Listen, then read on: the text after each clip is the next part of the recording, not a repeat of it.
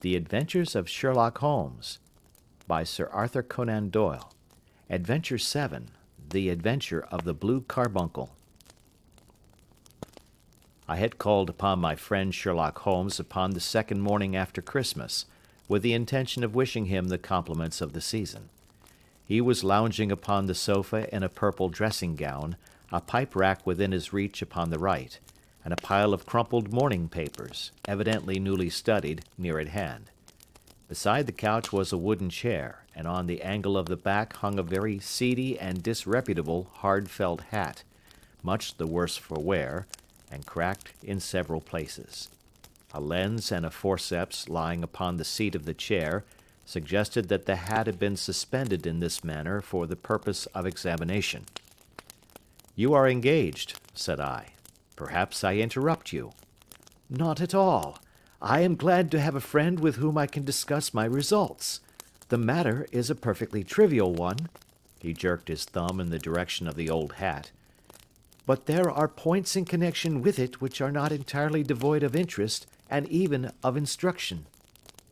I seated myself in his armchair and warmed my hands before his crackling fire, for a sharp frost had set in, and the windows were thick with the ice crystals. "I suppose," I remarked, "that, homely as it looks, this thing has some deadly story linked on to it, that it is the clue which will guide you in the solution of some mystery and the punishment of some crime." No crime," said Sherlock Holmes, laughing. "Only one of those whimsical little incidents which will happen when you have 4,000,000 human beings all jostling each other within the space of a few square miles. Amid the action and reaction of so dense a swarm of humanity, every possible combination of events may be expected to take place, and many a little problem will be presented which may be striking and bizarre without being criminal. We already had experience of such." "So much so," I remarked, "that of the last 6 cases which I have added to my notes, 3 have been entirely free of any legal crime." "Precisely. You allude to my attempt to recover the Irene Adler papers, to the singular case of Miss Mary Sutherland, and to the adventure of the man with the twisted lip. Well, I have no doubt that this small matter will fall into the same innocent category. You know Peterson, the commissionaire?" "Yes." "It is to him that this trophy belongs?" "It is his hat." No, he found it. Its owner is unknown. I beg that you will look upon it not as a battered billycock, but as an intellectual problem. And first, as to how it came here. It arrived upon Christmas morning, in company with good fat goose, which is, I have no doubt, roasting at this moment in front of Peterson's fire. The facts are these. About 4 o'clock on Christmas morning, Peterson, who, as you know, is a very honest fellow, was returning from some small jollification, and was making his way homeward down Tottenham Court Road. In front of him he saw, in the gaslight, a tallish man, walking with a slight stagger, and carrying a white goose slung over his shoulder. As he reached the corner of Goodge Street, a row broke out between this stranger and a little knot of roughs. One of the latter knocked off the man's hat, on which he raised his stick to defend himself, and swinging it over his head, smashed the shop window behind him.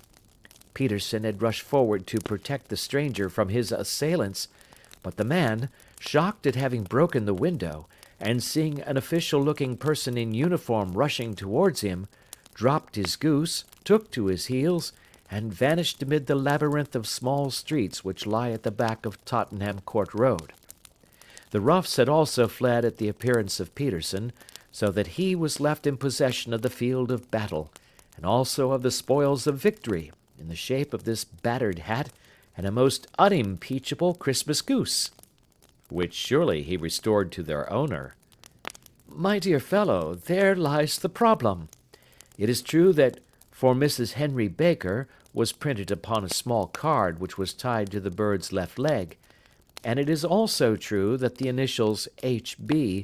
are legible upon the lining of his hat, but as there are some thousands of Bakers, and some hundreds of Henry Bakers in this city of ours, It is not easy to restore lost property to any one of them.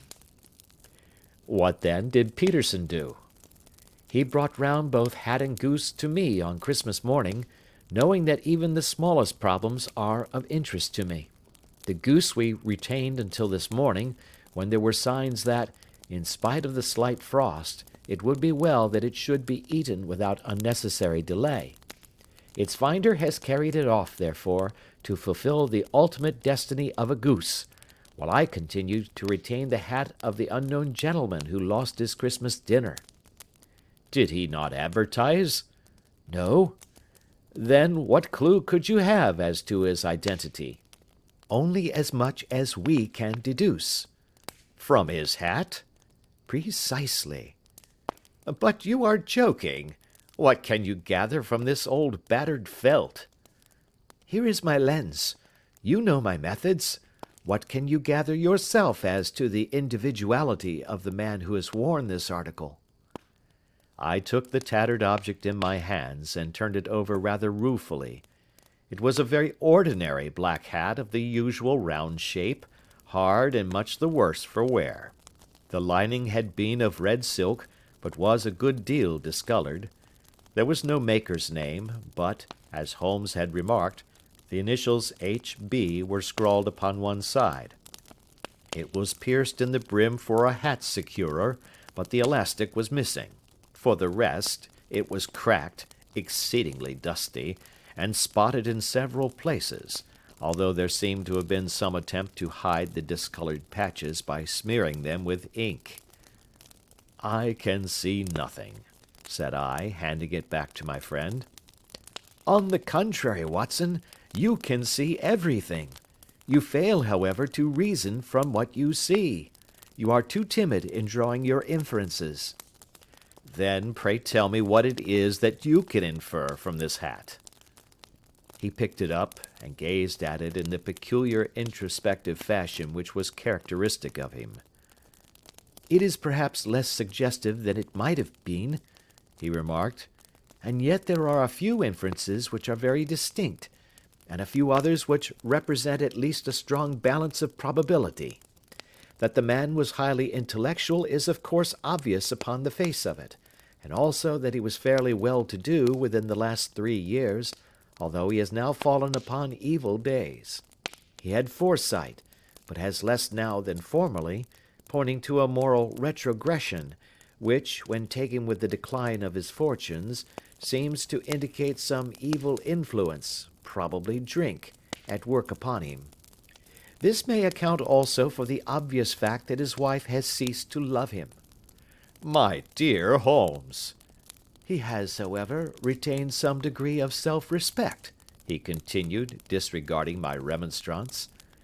He is a man who leads a sedentary life, goes out little, is out of training entirely, is middle-aged, has grizzled hair which he has had cut within the last few days, and which he anoints with lime cream.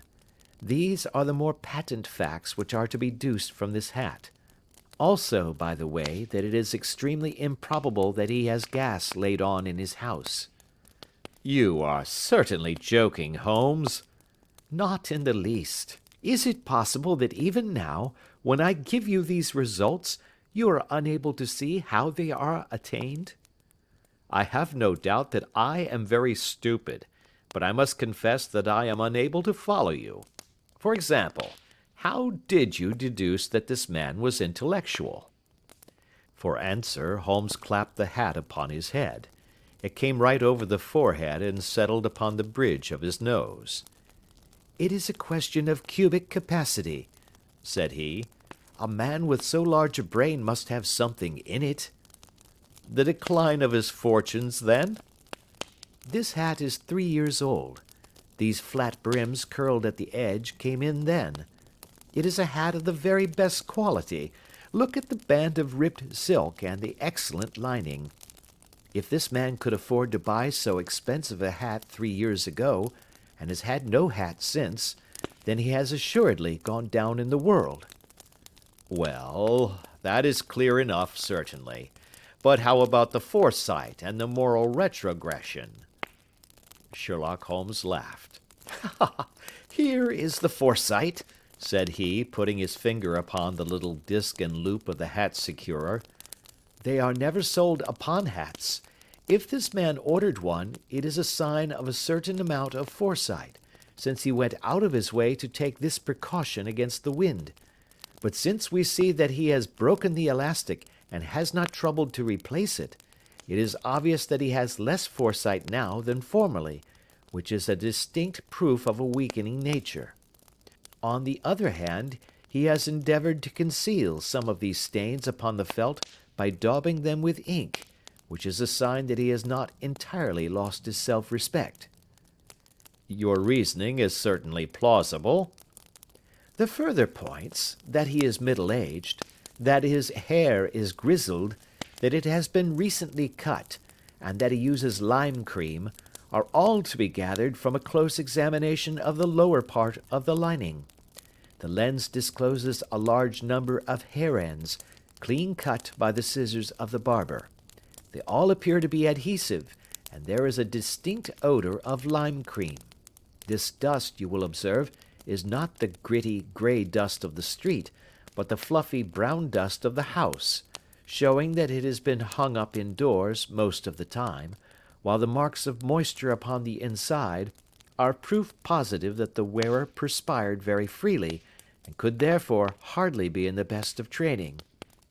But his wife, you said that she had ceased to love him. This hat has not been brushed for weeks. When I see you, my dear Watson, with a week's accumulation of dust upon your hat, and when your wife allows you to go out in such a state, I shall fear that you also have been unfortunate enough to lose your wife's affection. But he might be a bachelor. Nay, he was bringing home the goose as a peace offering to his wife. Remember the card upon the bird's leg. You have an answer to everything. But how on earth do you deduce that the gas is not laid on in his house? One tallow stain, or even two, might come by chance, but when I see no less than 5, I think that there can be little doubt that the individual must be brought into frequent contact with burning tallow. Walks upstairs at night, probably, with his hat in one hand and a guttering candle in the other. Anyhow, he never got tallow stains from a gas jet. Are you satisfied? Well, it is very ingenious, said I, laughing. But since, as you said just now, there has been no crime committed, and no harm done save the loss of a goose, all this seems to be rather a waste of energy. Sherlock Holmes had opened his mouth to reply, when the door flew open, and Peterson, the commissionaire, rushed into the apartment with flushed cheeks and the face of a man who is dazed with astonishment. "The goose, Mr. Holmes! The goose, sir!" he gasped. "Eh? What of it, then? Has it returned to life and flapped off through the kitchen window?" Holmes twisted himself round upon the sofa to get a fairer view of the man's excited face. "See here, sir! See what my wife found in its crop!" He held out his hand and displayed upon the centre of the palm a brilliantly scintillating blue stone, rather smaller than a bean in size, but of such purity and radiance that it twinkled like an electric point in the dark hollow of his hand. Sherlock Holmes sat up with a whistle. "By Jove, Peterson," said he, "this is a treasure trove indeed. I suppose you know what you have got." "A diamond, sir! A precious stone!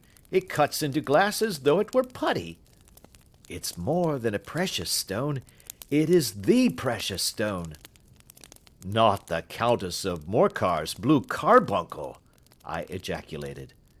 "Precisely so. I ought to know its size and shape, seeing that I have read the advertisement about it in the Times every day lately. It is absolutely unique, and its value can only be conjectured, but the reward offered of £1,000 is certainly not within a 20th part of the market price." £1,000! Great Lord of mercy!" The commissionaire plumped down into a chair and stared from one to the other of us. "That is the reward, and I have reason to know that there are sentimental considerations in the background which would induce the Countess to part with half her fortune if she could but recover the gem. It was lost, if I remember aright, at the Hotel Cosmopolitan, I remarked. Precisely so, on December 22nd, just 5 days ago.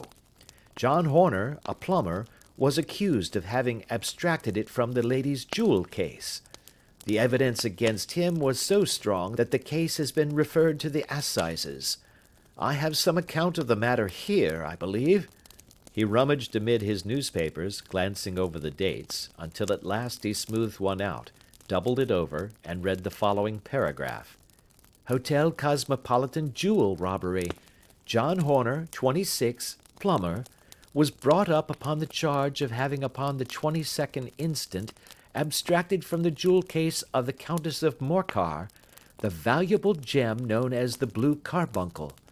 James Ryder, upper attendant at the hotel, gave his evidence to the effect that he had shown Horner up to the dressing room of the Countess of Morcar upon the day of the robbery, in order that he might solder the second bar of the grate, which was loose. He had remained with Horner some little time, but had finally been called away. On returning, he found that Horner had disappeared, that the bureau had been forced open, and that the small morocco casket in which, as it afterwards transpired, the Countess was accustomed to keep her jewel, was lying empty upon the dressing-table. Ryder instantly gave the alarm, and Horner was arrested the same evening, but the stone could not be found either upon his person or in his rooms. Catherine Cusack, maid to the Countess, deposed to having heard Ryder's cry of dismay on discovering the robbery, and to having rushed into the room, where she found matters as described by the last witness. Inspector Bradstreet, B Division, gave evidence as to the arrest of Horner, who struggled frantically, and protested his innocence in the strongest terms. Evidence of a previous conviction for robbery having been given against the prisoner, the magistrate refused to deal summarily with the offence, but referred it to the assizes. Horner, who had shown signs of intense emotion during the proceedings, fainted away at the conclusion and was carried out of court. So much for the police court," said Holmes thoughtfully, tossing aside the paper. "The question for us now to solve is the sequence of events leading from a rifled jewel case at one end to the crop of a goose in Tottenham Court Road at the other. You see, Watson, our little deductions have suddenly assumed a much more important and less innocent aspect. Here is the stone. The stone came from the goose, and the goose came from Mr. Henry Baker, the gentleman with the bad hat, and all the other characteristics with which I have bored you. So now we must set ourselves very seriously to finding this gentleman, and ascertaining what part he has played in this little mystery. To do this, we must try the simplest means first, and these lie undoubtedly in an advertisement in all the evening papers. If this fail, I shall have recourse to other methods." "What will you say?" "Give me a pencil and that slip of paper. Now then, found at the corner of Goodge Street, a goose and a black felt hat. Mr. Henry Baker can have the same by applying at 6:30 this evening at 221B Baker Street. That is clear and concise." "Very. But will he see it?" "Well, he is sure to keep an eye on the papers, since, to a poor man, the loss was a heavy one. He was clearly so scared by his mischance in breaking the window, and by the approach of Peterson, that he thought of nothing but flight. But since then he must have bitterly regretted the impulse which caused him to drop his bird. Then again, the introduction of his name will cause him to see it, for everyone who knows him will direct his attention to it. Here you are, Peterson. Run down to the advertising agency and have this put in the evening papers." "In which, sir?" "Oh, in the Globe, Star, Pall Mall, St. James's, Evening News, Standard, Echo, and any others that occur to you." "Very well, sir. And this stone?" "Ah, yes. I shall keep the stone. Thank you. And I say, Peterson, just buy a goose on your way back and leave it here with me, for we must have one to give to this gentleman in place of the one which your family is now devouring." When the commissionaire had gone, Holmes took up the stone and held it against the light. "It's a bonny thing," said he. "Just see how it glints and sparkles. Of course it is the nucleus and focus of crime. Every good stone is. They are the devil's pet baits. In the larger and older jewels, every facet may stand for a bloody deed. This stone is not yet 20 years old. It was found in the banks of the Amoy River in southern China, and is remarkable in having every characteristic of the carbuncle, save that it is blue in shade instead of ruby red. In spite of its youth, it has already a sinister history. There have been 2 murders, a vitriol throwing, a suicide, and several robberies brought about for the sake of this 40-grain weight of crystallized charcoal. Who would think that so pretty a toy would be a purveyor to the gallows and the prison? I'll lock it up in my strong box now and drop a line to the Countess to say that we have it." "Do you think that this man Horner is innocent?" "I cannot tell." "Well, then, do you imagine that this other one, Henry Baker, had anything to do with the matter?" "It is, I think, much more likely that Henry Baker is an absolutely innocent man, who had no idea that the bird which he was carrying was of considerably more value than if it were made of solid gold. That, however, I shall determine by a very simple test, if we have an answer to our advertisement." "And you can do nothing until then?" "Nothing." "In that case, I shall continue my professional round. But I shall come back in the evening at the hour you have mentioned, for I should like to see the solution of so tangled a business." "Very glad to see you. I dine at 7. There is a woodcock, I believe. By the way, in view of recent occurrences, perhaps I ought to ask Mrs. Hudson to examine its crop." I had been delayed at a case, and it was a little after 6:30 when I found myself in Baker Street once more. As I approached the house I saw a tall man in a Scotch bonnet, with a coat which was buttoned up to its chin, waiting outside in the bright semicircle which was thrown from the fanlight. Just as I arrived the door was opened, and we were shown up together to Holmes's room. "Mr. Henry Baker, I believe," said he, rising from his armchair and greeting his visitor with the easy air of geniality which he could so readily assume. "Pray take this chair by the fire, Mr. Baker. It is a cold night, and I observe that your circulation is more adapted for summer than for winter. Ah, Watson, you have just come at the right time. Is that your hat, Mr. Baker?" "Yes, sir, that is undoubtedly my hat." He was a large man with rounded shoulders, a massive head, and a broad, intelligent face, sloping down to a pointed beard of grizzled brown. A touch of red in nose and cheeks, with a slight tremor of his extended hand, recalled Holmes's surmise as to his habits. His rusty black frock coat was buttoned right up in front, with the collar turned up, and his lank wrists protruded from his sleeves without a sign of cuff or shirt.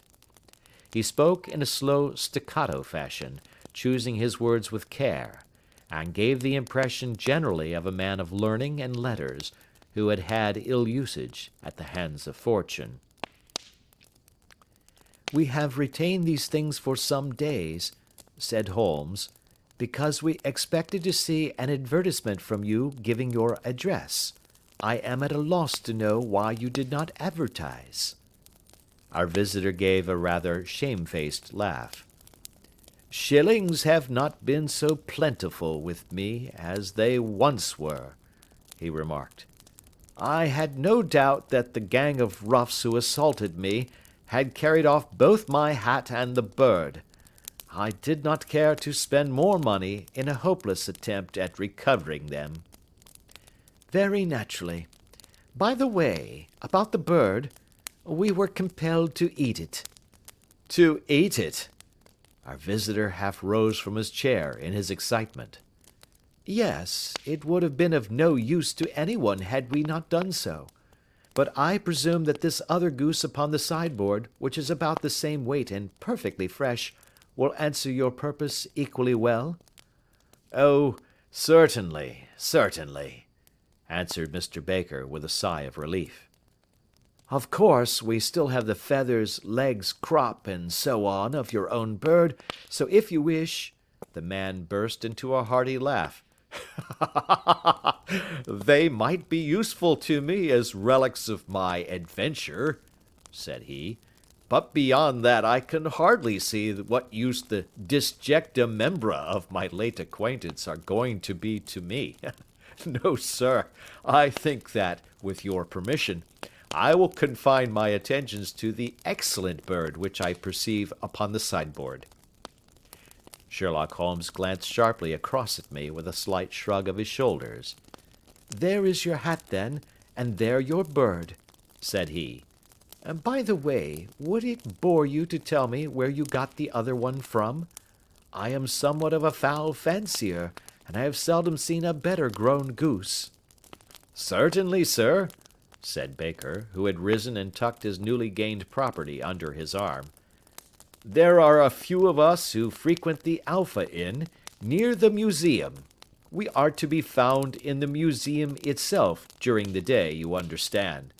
This year our good host, Windigate by name, instituted a goose club, by which, on consideration of some few pence every week, we were each to receive a bird at Christmas.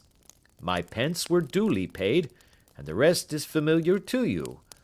I am much indebted to you, sir, for a Scotch bonnet is fitted neither to my years nor my gravity. With a comical pomposity of manner, he bowed solemnly to both of us, and strode off upon his way.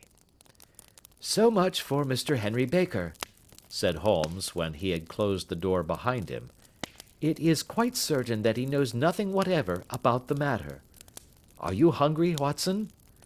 Not particularly.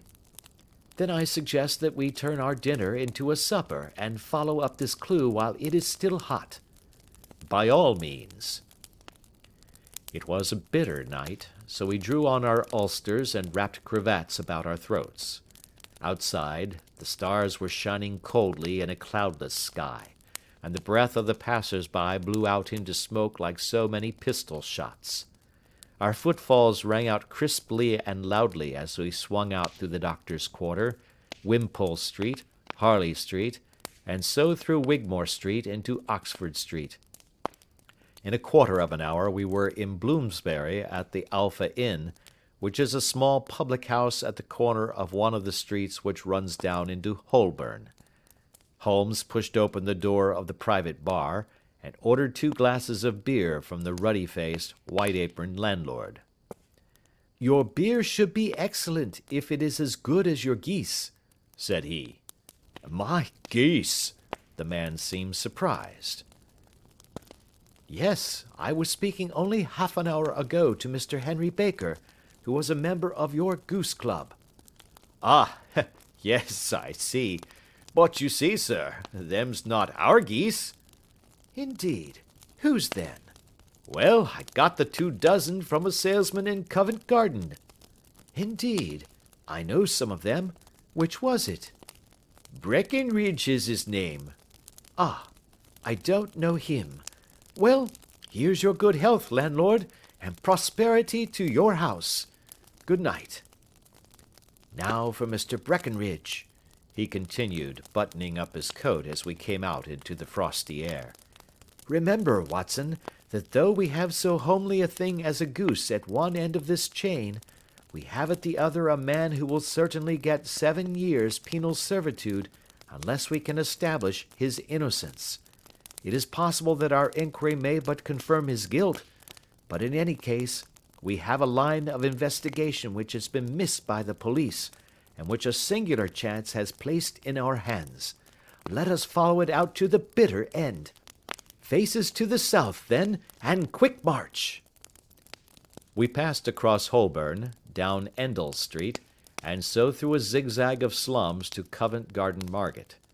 One of the largest stalls bore the name of Breckenridge upon it, and the proprietor, a horsey-looking man, with a sharp face and trim side whiskers, was helping a boy to put up the shutters. "Good evening. It's a cold night," said Holmes. The salesman nodded and shot a questioning glance at my companion. "Sold out of geese, I see," continued Holmes, pointing at the bare slabs of marble. "Let you have 500 tomorrow morning." "That's no good." "Well, there are some on the stall with the gas flare."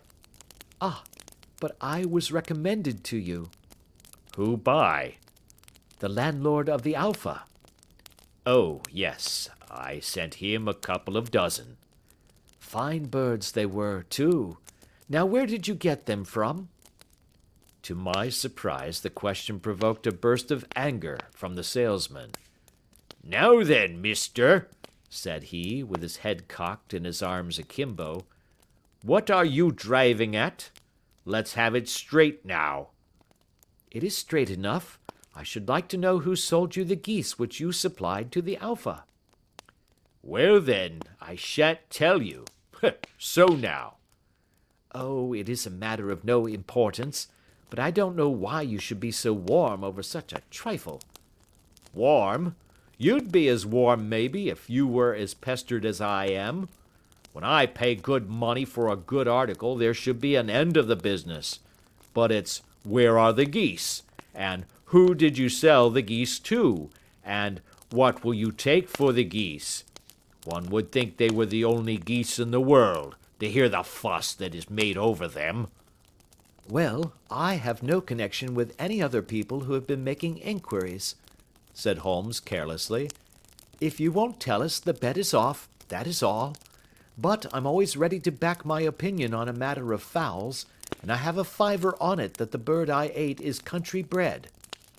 "Well then, you've lost your fiver, for it's town bred," snapped the salesman. "It's nothing of the kind." "I say it is." "I don't believe it."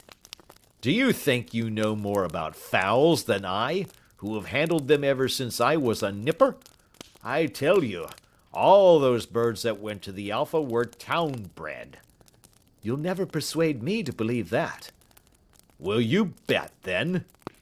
"It's merely taking your money, for I know that I am right.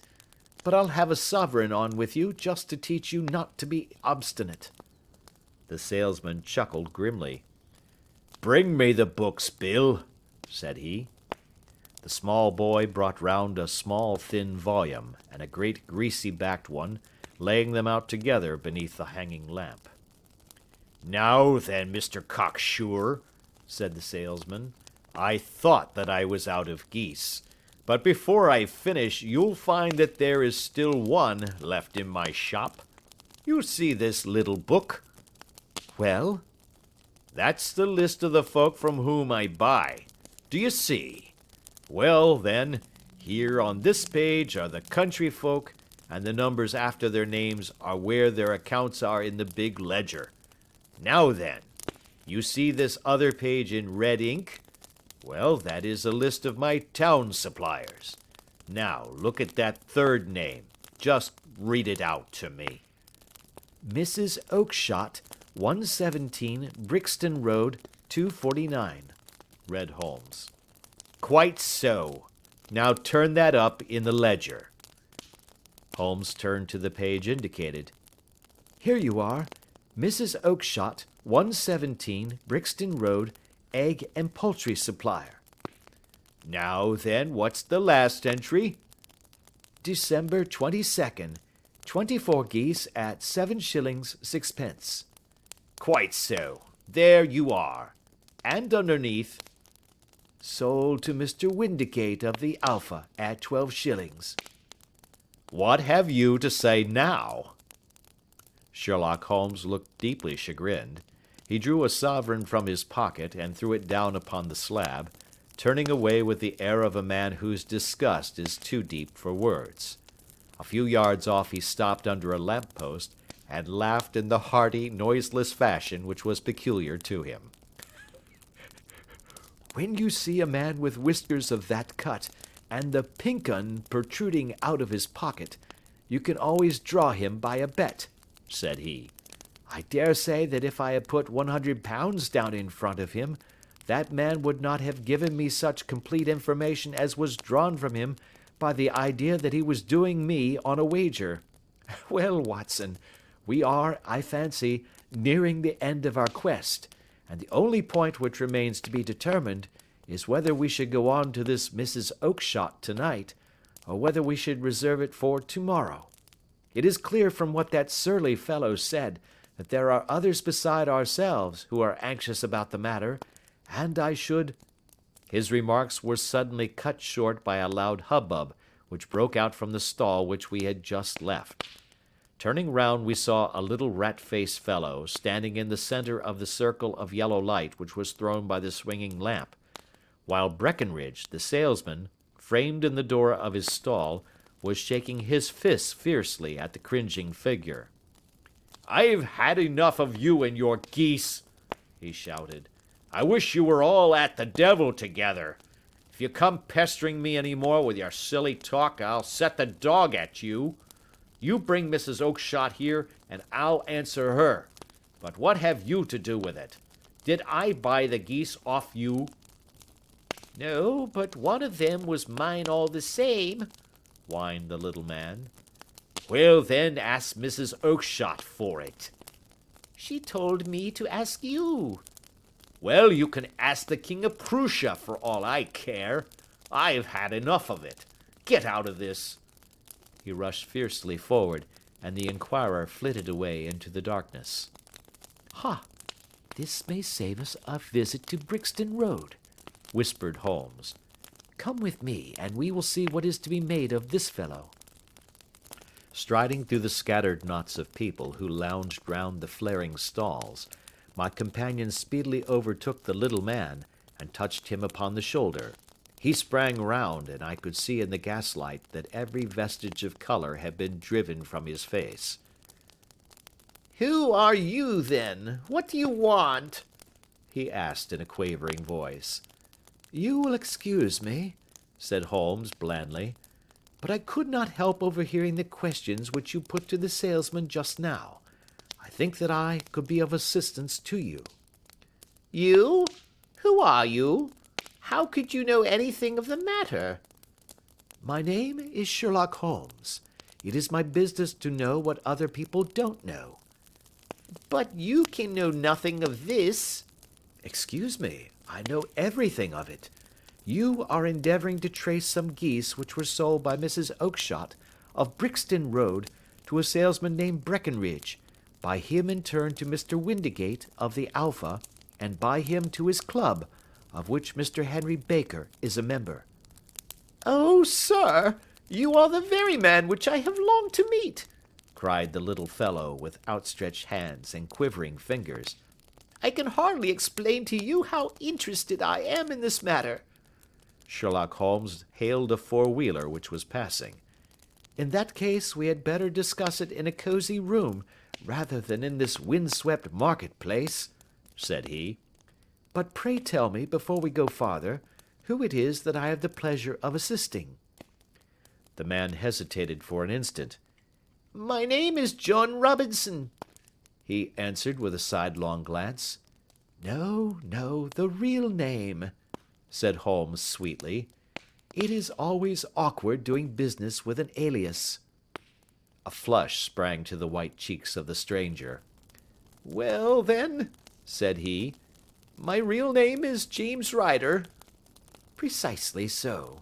Head attendant at the Hotel Cosmopolitan. Pray step into the cab, and I shall soon be able to tell you everything which you would wish to know."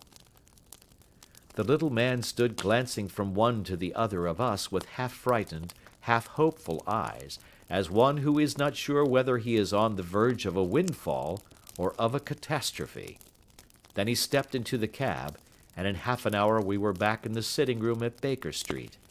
Nothing had been said during our drive, but the high, thin breathing of our new companion, and the claspings and unclaspings of his hands, spoke of the nervous tension within him.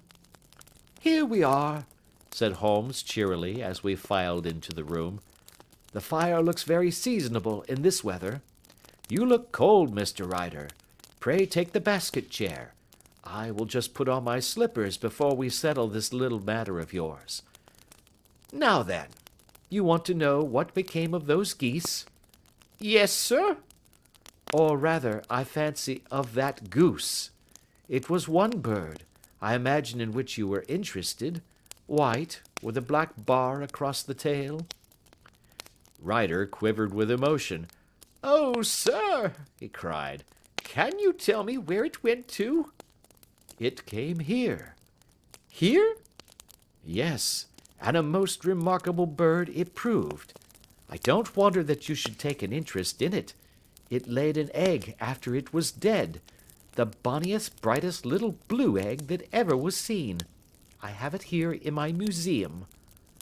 Our visitor staggered to his feet and clutched the mantelpiece with his right hand.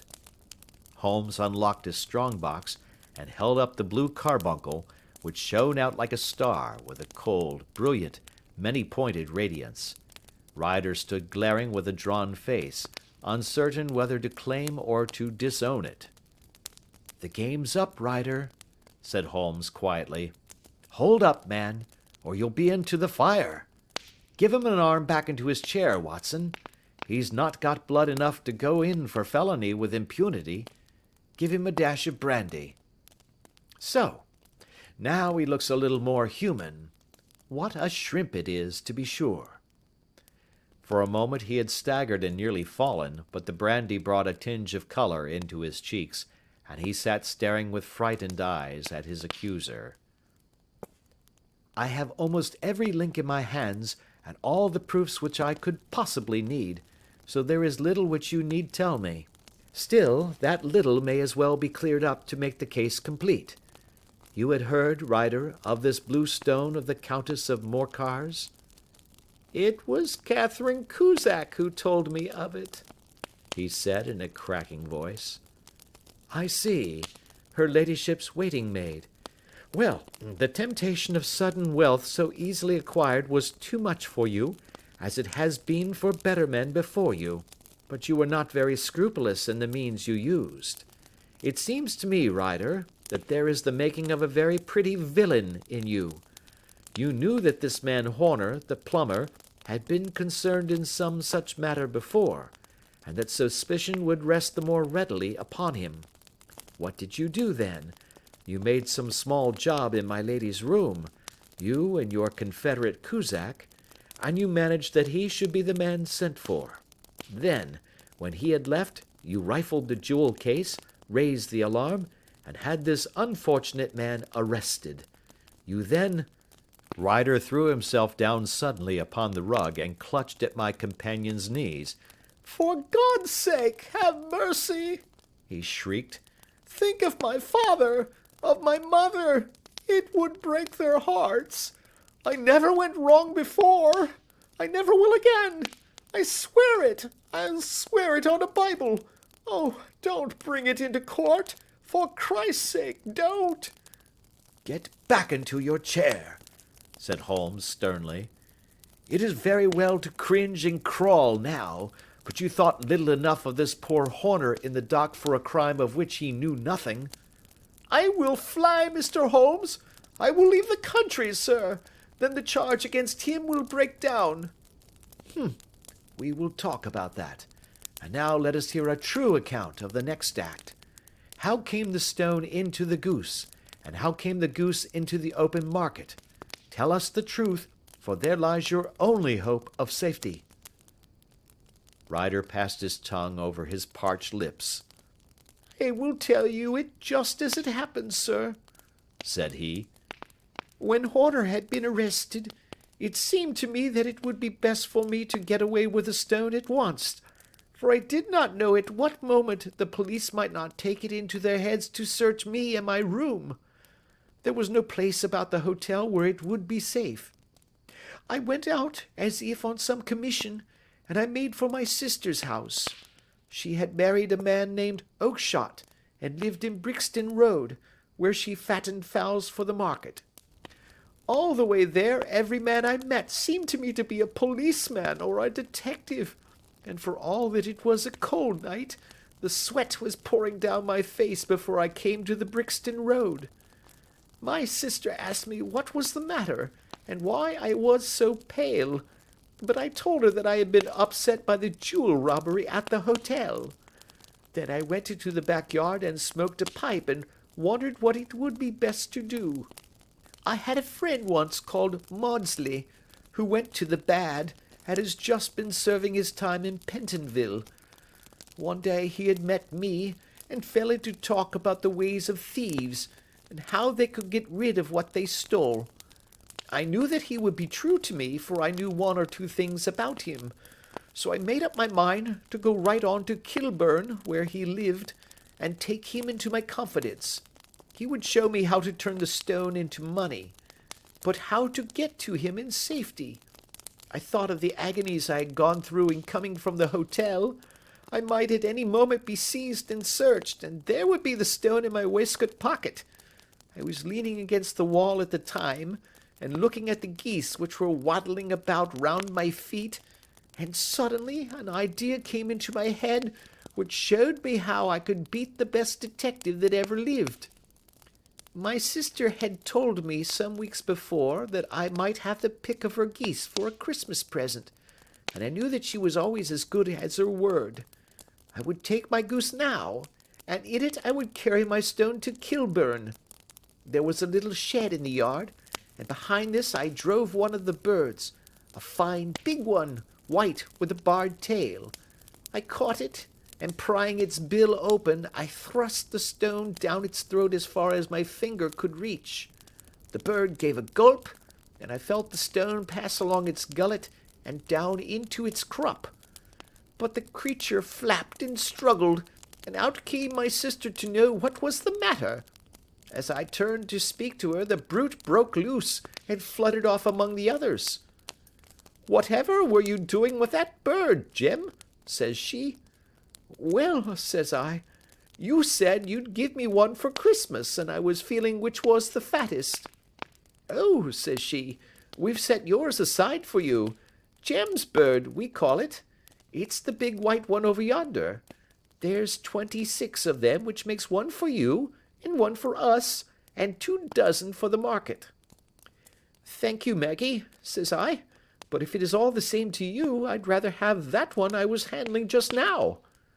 "The other is a good 3 pound heavier," said she, "and we fattened it expressly for you." "Never mind, I'll have the other, and I'll take it now," said I. "Oh, just as you like," said she, a little huffed. "Which is it you want, then?" "That white one with the barred tail, right in the middle of the flock." "Oh, very well, kill it and take it with you." Well, I did what she said, Mr. Holmes, and I carried the bird all the way to Kilburn.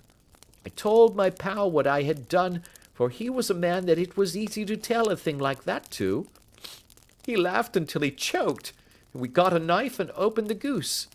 My heart turned to water, for there was no sign of the stone, and I knew that some terrible mistake had occurred.